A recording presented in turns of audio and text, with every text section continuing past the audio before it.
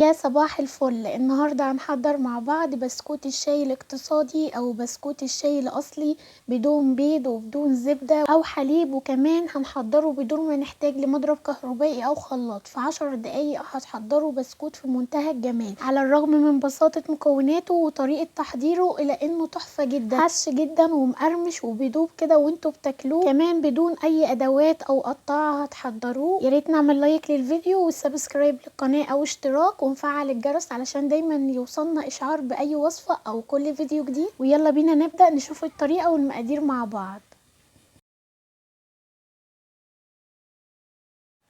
كل اللي هنحتاجه علشان نحضر البسكوت مع بعض، هنحتاج نص كوباية من السكر الابيض الحبيبات، ما يعادل 90 جرام من السكر الابيض. كمان هنحتاج 100 جرام من السمنة، ما يعادل معلقتين كبار من السمنة، اي نوع سمنة نباتي تقدروا تستخدموه. هنحتاج كمان ربع كوباية من الزيت، ما يعادل 80 جرام من الزيت النباتي.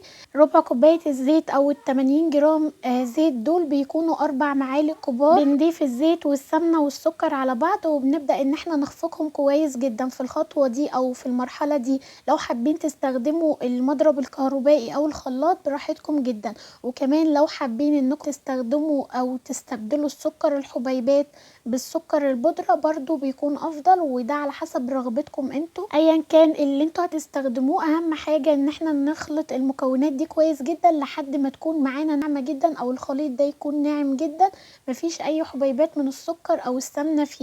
بعد كده بنضيف نص كوباية من عصير البرتقال الفريش ومعلقة صغيرة من الفانيليا. استخدمت فانيليا بنكهة البرتقال، بتدي لون وطعم حلو قوي للبسكوت. اهم حاجة ان احنا نبدأ نخلط المكونات دي كويس جدا لحد ما قوام الخليط ده يكون ناعم جدا معانا. بعد طبعا ما بنضيف عصير البرتقال بنبدأ ان احنا نخلط تاني المكونات دي كويس جدا، وزي ما قلت لكم نقدر نستخدم الخلاط بالخطوة دي. تمام. بعد كده بنبدأ ان احنا نضيف المكونات الجافة او الدقيق. هنحتاج 350 جرام من الدقيق، ما يعادل كوبايتين ونص من الدقيق، وده دقيق فاخر او دقيق خاص بالبسكوت. بنضيف اول كوبايتين دقيق في البداية، وبعد كده بنبدأ نضيف النص كوباية التانية دي بالتدريج لحد ما نشوف العجينة هتحتاجها ولا لا، لان طبعا نوع الدقيق بيفرق جدا معانا في امتصاصه للسوائل. ضفت كمان معلقة صغيرة من البيكنج باودر، ما يعادل 8 جرام من البيكنج باودر، ورشة ملح بسيطة جدا، ودي ضروري ان احنا نضيفها في اي حلويات احنا بنحضرها علشان بتظبط معانا السكر. تمام.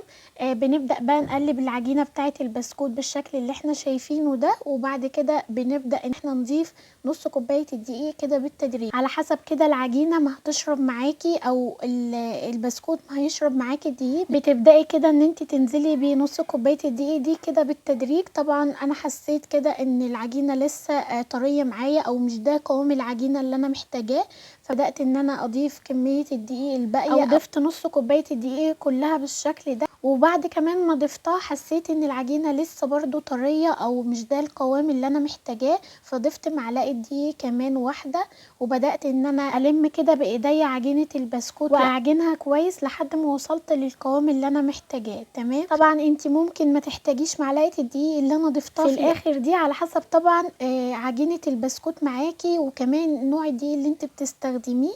هتشوفي كده العجينة وقوامها، وهتلاحظي لو كنت محتاجة معلقة الدقيق اللي انا ضفتها او لا.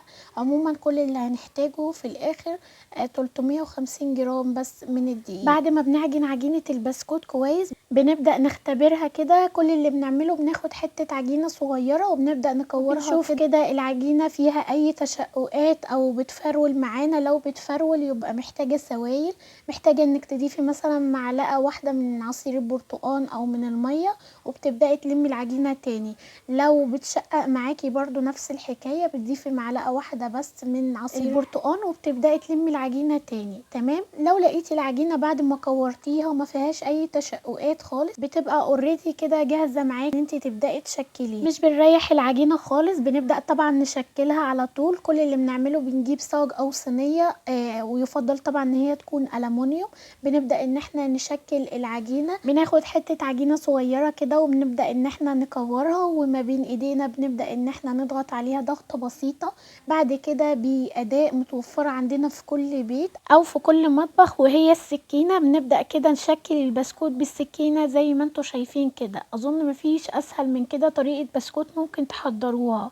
كل اللي بتعمليه بتاخدي قطعة كده من العجينة وبتبدأي ان انت تكوريها، وبعد كده بالسكينة بتبدأي تعملي فيها الشكل ده او تشكليها بالسكينة زي ما انت شايفة كده. طبعا الراعي جدا ان نسيب مسافة ما بين كل بسكوتة والتانية علشان اوريدي لما تدخل الفرن تاخد راحتها في التسوية وتستوي معانا كويس، وعلشان كمان حجمها لسه هيزيد شوية فالبسكوتة نفسها كده تبدأ تستوي معاكي كويس. بنشكل الكمية كلها او العجينة كلها بنفس الشكل كده وبنفس الطريقة. بعد كده اهم مرحلة واخر خطوة وهي التسوية. كل اللي احنا بنعمله بنشغل الفرن يسخن كويس جدا على درجة حرارة 180. بنسيب الفرن يسخن لمدة 10 دقايق.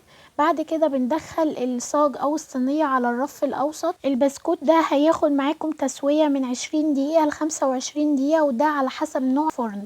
طبعا بنختبر البسكوتة كده من تحت، بنشوفها لو كانت اخدت اللون الذهبي الحلو بتكون كده اوريدي البسكوت استوى من تحت. لو الشواية والفرن مش بيشتغلوا مع بعض بعد البسكوت ما بياخد لون من تحت تبدأي ان انتي تشغلي عليه الشواية علشان ياخد اللون الذهبي الجميل اللي انتي شايفاه ده. لو اوريدي الفرن بيشتغل الاتنين مع بعض الشواية والفرن فتقريبا هياخد معاكي 20 دقيقة او 25 دقيقة.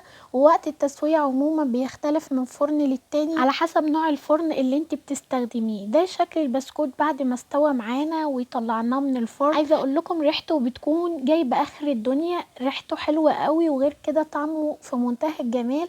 سهل وبسيط ومش بياخد اي وقت التحضير خالص. كمان من 2.5 كوب بس من الدقيق بنعمل كمية حلوة قوي من البسكوت. جربوه بجد حلو جدا ومناسب ان احنا ناكله جنب الشاي او القهوة او اي مشروب سخن. طبعا في الشتاء اوريدي بنجوع كتير فمناسب جدا كسناك ما بين الوجبات. يا ريت نعمل لايك للفيديو لو لسه ما عملناش، ونشترك في القناة. لو ليكوا اي سؤال اكتبولي تحت في الكومنتات وان شاء الله هرد عليكم واشوفكم على خير.